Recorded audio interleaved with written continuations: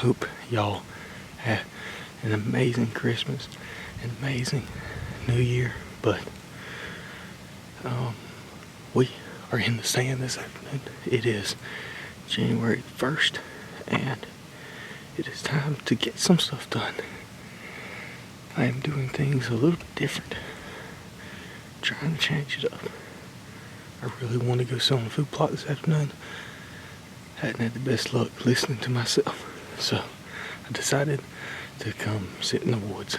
And I am up here near where I have 2 good bucks on camera in the past. Pulled my SD card that I put my camera up here a few days ago, and the camera didn't take any pictures. It was on, didn't take any pictures, so I don't know what's happening. But I did put corn in front of it. Oh, the corn was gone. So I don't know what's coming and when it's coming, but there's something coming. And we're sitting here. Beautiful area in the woods. I bow hunted quite a bit right here after the Sinister 6, big 6 point, just a big 6 point. There's also a big 7 point work in this area. And there's a buck that I call King. And I may have mentioned his name in videos before, but I don't remember. And he's not King is not a huge buck, but I've had him on camera for 3 years in a row. Started him off as a 6 point, then last year he was an 8 point, and this year he's even bigger 8 point. And I know he's at least 4 years old, but I call him King because his antlers, horns, look like a crown on top of his head. The way they're perched up there, it's an 8 point, and he's not huge. He's got good width on him, but his tines aren't really long, and they're just perfectly symmetrical. It just looks like a crown on top of his head. So I know he's been in this area. I know both those bucks been in this area. I know for a fact that King is still alive. Now the other 7 point, I may at least killed a 7 point, and it resembled him, but I'm not sure if it was the same buck. I didn't get to see him in person. And yeah, this is gonna be a great spot. So I videoed it. You'll see it. You've seen it already on my walk-in. That was one scrape that I showed. There is 8 scrapes right here in front of me. There's one right down there. At least one. That's as far as I've walked down. And there's just scrapes. And there's a couple rubs on a couple of these really small pine trees in front of me too. So deer have been active in this. I put out corn the other day just to kind of get them to stay in front of the camera for a minute, where maybe I get a picture. Well, that didn't work, but yeah, we're gonna see what happens this afternoon. It's a beautiful afternoon. As far as it's a little warm, but it rained most of last night, and it rained most of this morning. So the deer should be moving this afternoon. And there's a small cold front coming in for the next couple of days, to where Saturday and Sunday is going to be chilly. So maybe that's a good sign. Maybe we can get something done this weekend. I'm really hoping so. So yeah, y'all stay tuned and let's see what happens.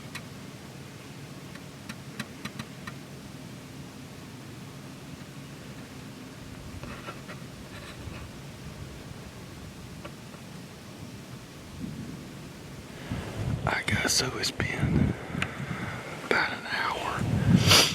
We haven't seen anything yet, but I've been doing this since I've been sitting here, so I haven't just hadn't recorded it. I got my grunt call, and we're not sponsored by any type of grunt call as of yet. If you have a grunt call company, hit me up. But anyway, this is the extinguisher. Pretty solid grunt call. I like it a lot. I like the feature of it, of being able to just go slide to change from fawn, doe to buck.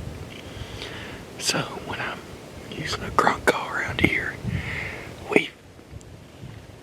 we have dominant bucks in areas, but they're not, especially this time of year, they're not as aggressive as they could be, as they are in a lot of places.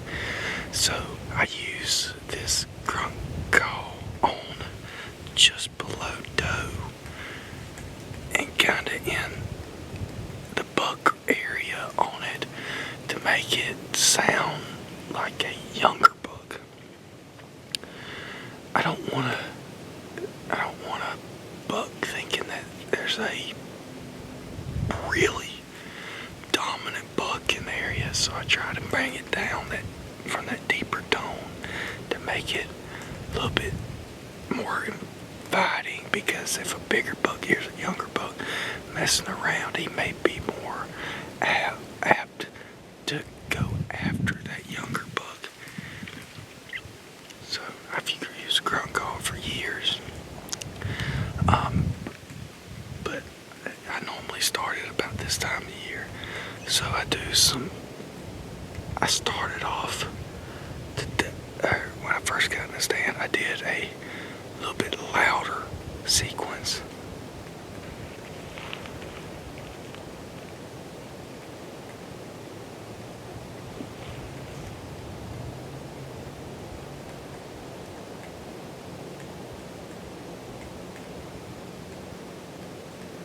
There may have been just two things falling like back to back, but anyway, I did start off with a louder sequence. Then I went soft about 15-20 minutes later, and now I'm about to go back just a little bit louder, but not loud as it gets. And I'm just gonna do probably a 7 to 12-ish grunts, just whatever I feel like does it as I do it, and then put it up, wait another 15 or 20 minutes, and the next one I do is probably back soft again. This one's gonna be a little bit louder because the wind's blowing pretty good right now. This crappy weather that we had this morning has really turned into an awesome day. Kind of wishing I would have went to a food plot now, but anyway, I will tomorrow afternoon probably. But yeah, I'm about to start this sequence again, and then put it away, and then I'll pick it back up here shortly. So.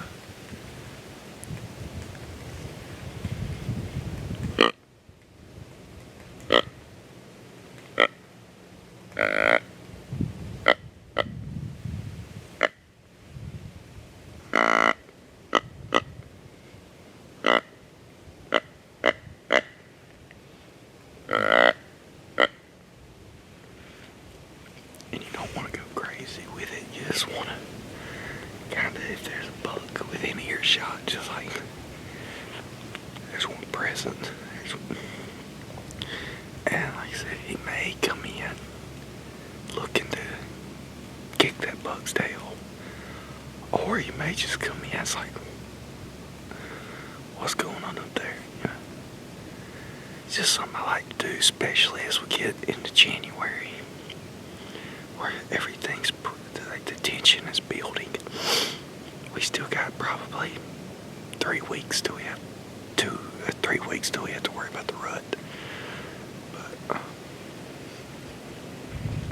just something I like to do. Something that, if you're struggling and you're hunting in Alabama, something you should try. It will not hurt anything, because I've had does in front of me and grunted with does in front of me, and sometimes they don't even look up at it. Depending on the type of doe, but sometimes they'll look up at it, they'll look around, look up, look in that direction. Other times they'll just completely ignore it. But it's very important, if you have deer in front of you and you grunt, not like they're in front of you, not to grunt straight toward them, because that really sends that vocalization directly at them. If you have deer in front of you, you want to kind of curve it and throw the grunt off to a side, or if you can sneak around and throw the grunt kind of behind you into the side. You don't want to go straight toward them, because then they will be able to pinpoint that direction of the call itself. Anyway, I'm going to shut up and get back to looking, but I just thought I would give y'all that information, something I love to do. I've killed bugs after grunting. There's no way to tell you that that was the reason, because I've never really seen one and grunted at a distance and they'll come in. So if that happens, then it was probably because of grunt. But killing deer after grunting, you can't really say that's the reason. But anyway, I'm gonna get back to being quiet. And in about 15 minutes, I'll probably do another sequence similar to that, but a little bit more quiet.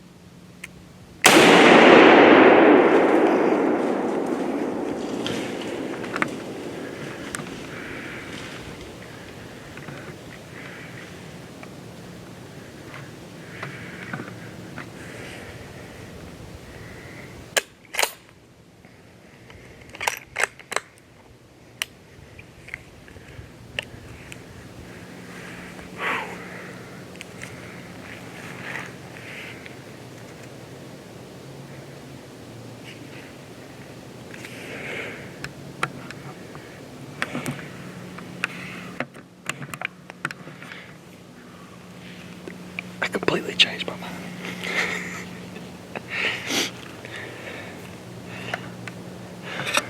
We really need some more meat.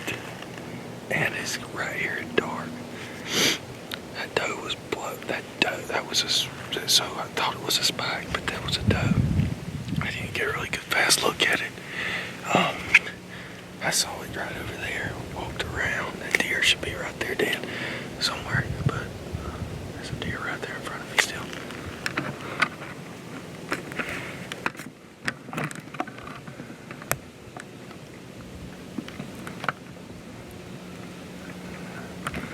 Anyway.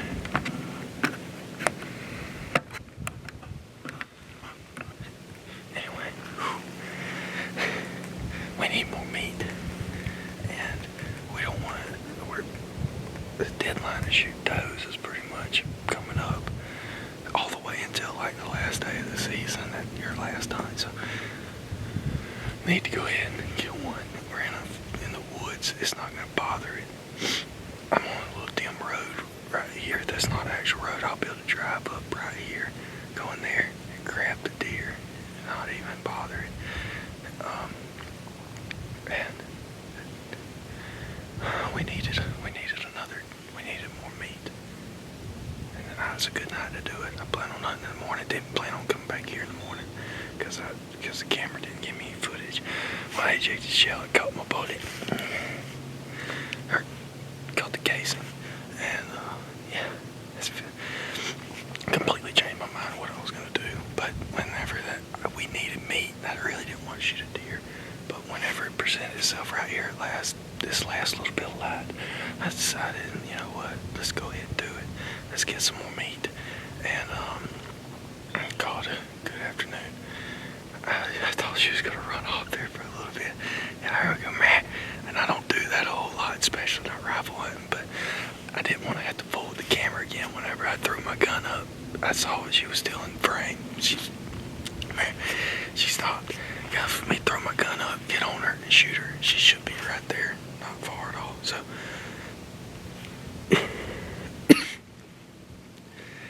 glad I got to drop the hammer down. And yeah, I feel pretty good about it. So,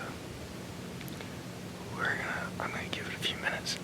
I'm gonna wait till it gets in, go ahead and finish getting dark. And we're gonna go get her.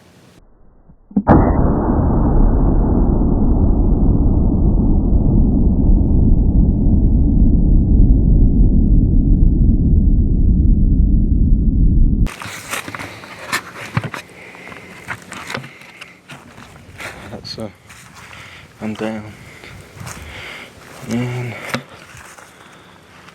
I'm standing pretty close to where she was when I shot her. I just like to get here, look around a little bit. She should be right over here somewhere, but I wanted to look around. We're gonna see if we can find some blood, and yeah, go from there. So yeah, I'll stay tuned.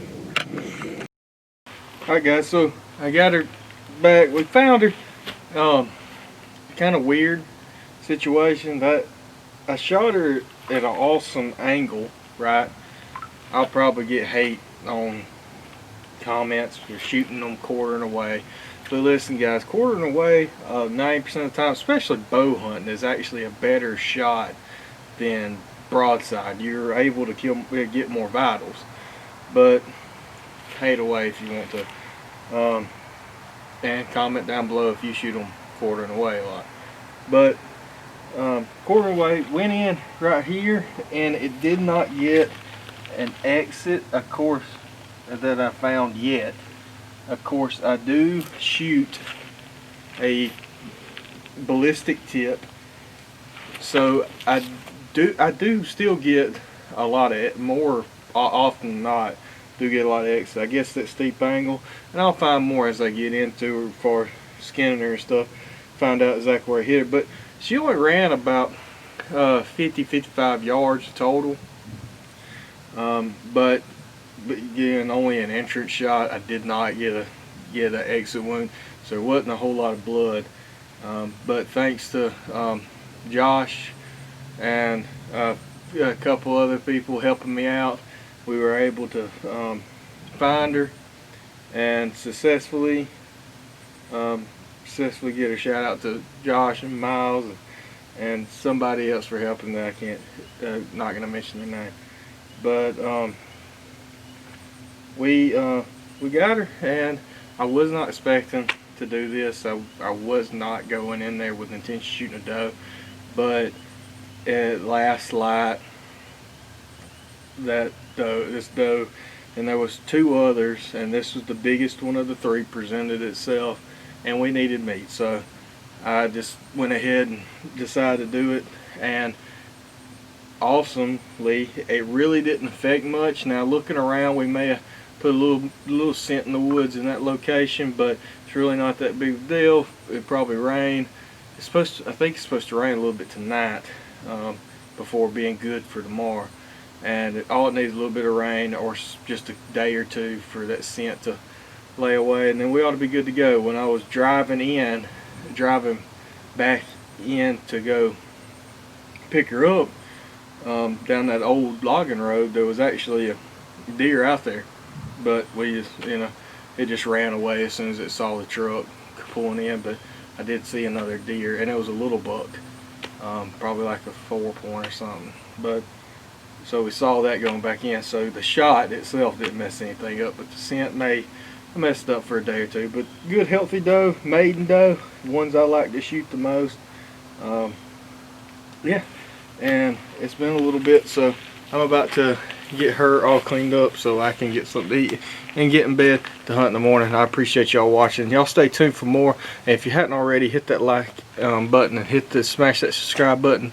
I appreciate y'all watching. Always remember to live life 25 high.